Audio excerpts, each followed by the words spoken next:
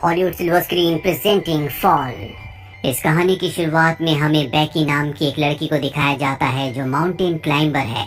उसकी अभी अभी डैन से शादी हुई है।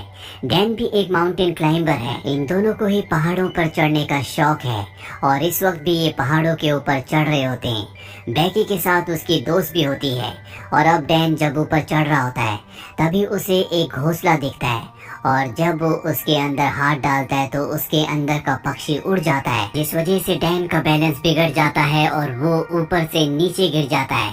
पर वो रस्सी से बंधा हुआ है, इसीलिए अब वो हवा में लटक गया है। अब न वो ऊपर आ सकता है और ना ही नीचे। ये दोनों के दोनों डैन को बचाने की कोशिश करते हैं, लेकिन ये उसकी मदद नहीं कर पाते और तभी उसकी रस्सी का क्लिप निकल जाता है। डैन की ऊपर से गिरने से मृत्यु हो जाती है। इस हादसे के 51 हफ्तों के बाद हमें बैकी को दिखाया जाता है जो अब पूरी तरह से शराब में डूब चुकी है, क्योंकि वो अपने पति डैन से, जिससे वो बहुत प्यार करती थी, उसे अब भी याद करती है। उसने अब तक उसकी अस्थियों को विसर्जित नहीं किया। उसकी अस्थियां अब भी उसके पास हैं। बैकी की जिंदगी में अब उदासी के अलावा कुछ भी नहीं है और बैकी के पास एक बार फिर से उसकी वही दोस्त आती है जो उस वक्त उसके साथ थी जब डैन ऊपर से नीचे गिरा था। उसकी दोस्त का नाम हंटर होता है। हंटर बैकी को देखकर बहुत खुश होती है।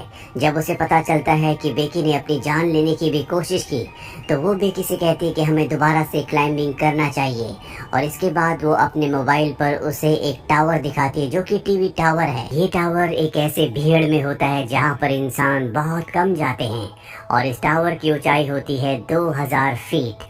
हालांकि बेकी इस जगह नहीं जाना चाहती, पर जब उसकी दोस्त हंटर कहती है कि उस टावर के ऊपर चढ़ने के बाद तुम डैन की राख को वहां से उड़ा देना, इससे उसकी आत्मा को शांति मिलेगी, तो बेकी मान जाती है और अब ये दोनों के दोनों उस भीड़ में पहुंच जाते हैं। यहाँ पर ये वीडियोस बना रहे होते हैं, फोटोज खींच रहे होते हैं और हंटर उन वीडियोस को और फोटोज को अपने इंस्टाग्राम पर अपलोड कर रही होती है। अब ये देखते हैं कि टावर इनके सामने है जो आसमान की गहराइयों के अंदर जा रहा है, क्योंकि इसकी ऊंचाई बहुत ज्यादा है। आज से पहले इन्होंने कभी भी इतनी ऊंचाई तक चढ़ने की कोशिश नहीं की। इन दोनों को डर तो लग रहा होता है, पर अब ये धीरे धीरे ऊपर चढ़ना शुरू कर देते हैं। बेकी का डर ज्यादा होता है क्योंकि उसे पता है कि ये लोहा जिससे टावर बना है वो बहुत पुराना है। उसकी आवाज उसे लगातार आ रही होती है और धीरे धीरे वो भी हंटर के पीछे ऊपर चढ़ रही होती है और जब वे आधे टावर तक पहुंच जाते हैं तो इन्हें एहसास होता है कि यहाँ पर हवाएं बहुत तेज है। ये हाइट इतनी होती है जितनी आईफिल टावर की है, यानी लगभग पूरे 1000 फीट। अभी लगातार ऊपर चढ़ना शुरू कर देते हैं और जब बेकी नीचे देखती है तो उसे डर लगना शुरू हो जाता है, क्योंकि उसने पिछले 1 साल से क्लाइंबिंग नहीं की। लगातार ऊपर चढ़ते हुए अब ये टॉप तक पहुंचने वाले होते हैं। तभी बेकी सीढ़ी पर पैर रखती है और वहां से एक स्क्रू गिर जाता है जिसके बारे में इन्हें पता नहीं चलता। अब ये दोनों के दोनों 2000 फीट यानी कि टावर के ऊपर तक पहुंच चुके हैं, जहां से इन्हें दुनिया बहुत अलग दिख रही होती है। इतनी हाइट पर चढ़ने के बाद, एक टारगेट को अचीव करने के बाद अब बेकी को भी अच्छा लग रहा होता है। ये दोनों के दोनों यहाँ पर एंजॉय करते हैं, बहुत सारी फोटोज क्लिक करते हैं। साथ ही हंटर जो ड्रोन कैमरा अपने साथ यहाँ पर लाई होती है उसे वो अपनी वीडियोस भी बनाती है ताकि इंस्टाग्राम पर अपलोड कर सके। ये दोनों के दोनों बहुत खुश हैं। हंटर इतनी एक्साइटेड होती है कि वो टावर से लटक जाती है और बेकी को उसकी फोटोज क्लिक करने को कहती है। इसके बाद वो बेकी को भी ऐसा करने को कहती है। बेकी भी उसके कहने पर ऐसा करती है और अब ये दोनों के दोनों बहुत खुश हैं। इसके बाद बेकी डैन की राख को यहाँ से हवा में उड़ा देती है, जिससे उसे तसल्ली मिलती है। ये दोनों के दोनों बहुत इमोशनल हो जाते हैं, लेकिन बेकी फाइनली अब डैन को अलविदा कह चुकी है, यानी कि अब उसकी जिंदगी की एक बार फिर से शुरुआत हो गई। अब ये दोनों के दोनों अपना सामान पैक करके नीचे जाने की तैयारी करते हैं। सबसे पहले बेकी नीचे उतरती है, पर तभी वो स्क्रू जो कि निकल गया था उस जगह से लेडर टूट जाती है। बेकी हवा में लटक जाती है, पर रस्सी की वजह से वो जमीन पर नहीं गिरती, जिसके बाद हंटर उसे वापस ऊपर खींच लेती है। लेकिन बेकी के पास जो बैग था जिसके अंदर इनके खाने पीने की चीजें थी वो नीचे डिश पर अटक जाता है, जहाँ तक पहुँचना लगभग पूरी तरह से नामुमकिन है। ये अपने मोबाइल्स को भी चेक करते हैं, लेकिन यहाँ पर इतनी ऊंचाई पर कवरेज नहीं होता, यानी कि दोनों के दोनों अब 2000 फीट की ऊंचाई पर फंस चुके हैं। यहाँ दूर दूर तक कोई भी नहीं होता।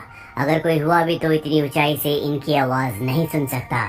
यही टावर के ऊपर एक बॉक्स होता है जिसके अंदर एक फ्लेयर गन और एक दूरबीन होती है। और दिन में फ्लेयर गन का इस्तेमाल करने का कोई भी मतलब नहीं है, क्योंकि फ्लेयर गन को दिन में कोई नहीं देखेगा। अभी दूरबीन से देखते हैं तो सामने इन्हें गाड़ी दिखती है, लेकिन वो लोग इन्हें इतनी ऊंचाई पर नहीं देख सकते, ना इनकी आवाज सुन सकते हैं। हंटर एक बार फिर से अपना मोबाइल देखती है और जो पोस्ट उसने इस टावर के बेस से की थी वो पोस्ट इंस्टाग्राम पर पोस्ट हो चुकी होती है, जिस पर बहुत सारे लाइक्स और कमेंट्स होते हैं। इसका मतलब ये है कि टावर के तल पर कवरेज है। और अब हंटर अपने मोबाइल पे मदद के लिए एक मैसेज को रिकॉर्ड करती है और इंस्टाग्राम पर उसे पोस्ट कर देती है। इसके बाद वो अपने मोबाइल को रस्सी से बांधकर टावर से नीचे लटकाती है ताकि कवरेज आए और उसका मैसेज पोस्ट हो जाए। लेकिन बहुत देर तक वेट करने के बाद भी ऐसा नहीं होता। और अब हंटर अपने मोबाइल को अपने सॉक्स के अंदर रखती है, उसके बाद शू के अंदर रखती है और ऊपर से नीचे फेंक देती है ताकि नीचे गिरने के बाद उसका मैसेज चला जाए और इनकी मदद के लिए कोई आए। फोन शूज और सॉक्स के अंदर रखने की वजह से नहीं टूटा होता। और कुछ ही देर बाद ये ऊपर दूरबीन से देखते हैं जहाँ इन्हें नीचे एक आदमी दिखता है जो फोन पर बात कर रहा होता है। उसके साथ उसका डॉग भी होता है और वो इन्हें इतनी ऊपर ना देख सकता है और ना ही इतनी ऊपर से इनकी आवाज को सुन सकता है। यहाँ पर वो अपने फोन में बहुत ज्यादा मग्न होता है। उसे अपनी प्रेजेंस का एहसास दिलाने के लिए ये ऊपर से एक और शू को फेंकते हैं। हालांकि वो शू तो देख लेता है, लेकिन उसे ऐसा लगता है कि ये पहले से यहाँ पर था और वो अपने डॉग के साथ वहाँ से जाने लगता है। हालांकि बेकी यहाँ पर फ्लेयर गन चलाने की कोशिश भी करती है, लेकिन हंटर उसे रोक लेती है और कहती है कि रात होने का हमें इंतजार करना होगा, रात को वो हमारी फ्लेयर गन को देख लेंगे। और अब यहाँ पर अंधेरा हो जाता है, जिसके बाद ये फ्लेयर गन चलाते हैं, साथ ही अपने मोबाइल की टॉर्च को ऑन करके अपने हाथ से हिलाना शुरू कर देते हैं। इनके सामने जो गाड़ी यानी कि आरवी होती है जिसमें लोग कैंपिंग कर रहे होते हैं वो इन्हें देख लेते हैं, लेकिन वो इनकी मदद करने के लिए नहीं आते, बल्कि इनकी गाड़ी को चुरा कर यहाँ से निकल जाते हैं, जिससे दोनों के दोनों हताश हो जाते हैं। जैसे जैसे रात होती है इन्हें नींद आना शुरू हो जाती है। ये वहाँ पर सो जाते हैं, लेकिन जगह बहुत कम है। हंटर ऊपर से गिरने वाली होती है कि बेकी उसे पकड़ लेती है।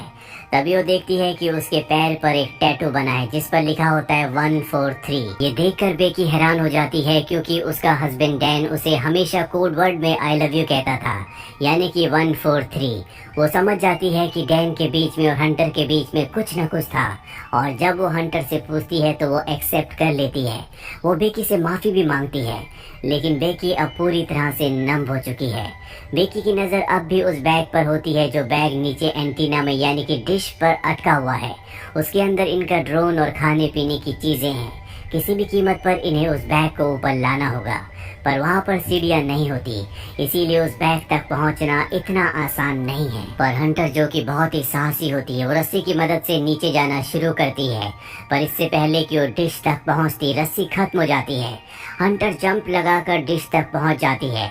अब उसके पास बैग है, लेकिन रस्सी उससे दूर होती है। वो सेल्फी स्टिक की मदद से बैग को रस्सी में अटकाती है और इसके बाद खुद भी जंप मारकर रस्सी को पकड़ लेती है। और रस्सी से ऊपर चढ़ना इतना आसान नहीं है, क्योंकि इसमें बहुत ताकत लगती है और उसके हाथ जख्मी हो रहे होते हैं, जिस वजह से रस्सी उससे छूट जाती है और नीचे गिर जाती है। बेकी जब नीचे देखती है तो वो अब भी रस्सी से अटकी हुई होती है और वो उसे रस्सी के साथ ऊपर खींच लेती है, जिस वजह से उसकी जान बच जाती है।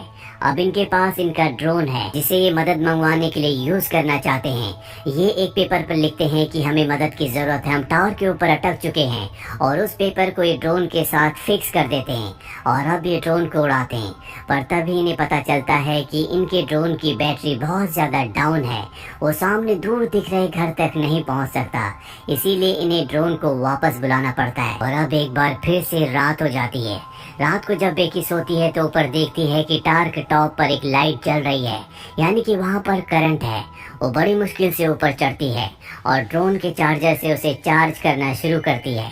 जब तक ड्रोन चार्ज नहीं होता उसे वहीं पर लटका रहना पड़ता है। ड्रोन जब पूरी तरह से चार्ज हो जाता है तो बेकी नीचे उतर जाती है, जिसके बाद ये ड्रोन पर उसी टिट को लगाते हैं जिस पर इन्होंने लिखा होता है कि इन्हें मदद की जरूरत है, और इसे उस घर की तरफ भेजते हैं जो सामने दिख रहा होता है। पर इससे पहले कि वो घर तक पहुंचता वो एक गाड़ी से टकरा जाता है, जिससे इनकी आखिरी उम्मीद भी टूट जाती है और अब इन्हें कोई उम्मीद नहीं है कि कोई इनकी मदद के लिए यहाँ पर आएगा। बेकी की हालत बहुत ज्यादा खराब हो चुकी है। वो हंटर से कहती है कि तुम मुझे अपना शू दो, मैं एक बार फिर से मोबाइल पर मैसेज करके अपने डैड को सेंड करती हूँ। अगर हम उसे नीचे फेंकेंगे तो हो सकता है कि कवरेज आ जाए और मेरे डैड को हमारा मैसेज मिल जाए, वो हमारी मदद के लिए यहाँ पर आ सकते हैं। लेकिन हंटर उसे मना कर देती है और तभी उसे एहसास होता है कि उसके साथ हंटर है ही नहीं, वो अकेली है। दरअसल जब हंटर नीचे बैग लेने के लिए गई थी तो सच में ऊपर आते हुए उससे रस्सी छूट गई थी, जिससे उसकी मृत्यु हो गई थी और अब भी उसकी बॉडी डिश के ऊपर होती है। दरअसल बेकी सिर्फ यहाँ पर हेल्यूसिनेट कर रही होती है, पर अब उसे सच्चाई का पता चल चुका है कि वो इस स्टार के ऊपर अकेली है और उसकी जीने की उम्मीदें पूरी तरह से खत्म हो चुकी है। वो मरने से पहले अपने पिता के लिए आखिरी मैसेज रिकॉर्ड करती है, लेकिन वो यहाँ से डिलीवर नहीं हो सकता क्योंकि यहाँ पर कवरेज नहीं है। वो वहीं पर सो जाती है और सुबह जब उसकी नींद खुलती है तो वो देखती है कि वहाँ पर एक वल्चर उसके घाव को खा रहा है। वो उसे पकड़कर मार देती है। इसका मतलब ये है कि अब उसके पास भोजन भी है, जिसे खाने के बाद उसके अंदर ताकत आती है और वो तय करती है कि अब वो नीचे डिश तक रस्सी के सहारे जाएगी, जहाँ पर उसकी दोस्त हंटर की बॉडी है। बड़ी मुश्किल से वो रस्सी से नीचे उतरती है और हंटर की बॉडी तक यानी कि डिश तक पहुँच जाती है, जिसके बाद वो हंटर के शू के अंदर अपने मोबाइल को रखती है और उसे हंटर की बॉडी के साथ फिक्स कर देती है। वो हंटर को सॉरी कहती है और इसके बाद वो हंटर की बॉडी को शू के साथ नीचे फेंक देती है ताकि सेल फोन डिस्ट्रॉय ना हो। दरअसल पिछली बार जब इन्होंने शू के साथ सेल फोन को नीचे फेंका था तो वो डिस्ट्रॉय हो गया था, जिस वजह से इनका मैसेज कभी डिलीवर हुआ ही नहीं। और अब जबकि उसने बॉडी के साथ शू के अंदर मोबाइल को डालकर नीचे फेंका है तो वो पूरी तरह से सुरक्षित रहेगा। दरअसल टार के ऊपर कवरेज ना आने का ये भी कारण होता है कि यहाँ पर इसके अपने इतने सिग्नल होते हैं कि वो दूसरे सभी प्रकार के सिग्नल्स को ब्लॉक कर रहा होता है। एक बार फिर से रात हो जाती है और बेकी के फादर यहाँ पर आ जाते हैं। वो देखते हैं कि टार के आसपास भीड़ है और वहाँ पर बेकी की डेड बॉडी है जिसे पुलिस ले जा रही है। ये देखकर वो पूरी तरह से टूट जाते हैं क्योंकि वो अपनी बेटी से बहुत प्यार करते हैं। पर तभी वो देखते हैं कि पीछे बेकी खड़ी है जो पूरी तरह से ठीक है, उसके साथ डॉक्टर्स भी होते हैं। वो बेकी को अपने गले से लगा लेते हैं और इस तरह से बेकी की जान बच जाती है। तो ये थी पूरी कहानी फिल्म फॉल की। ये फिल्म ईयर 2022 में रिलीज हुई थी।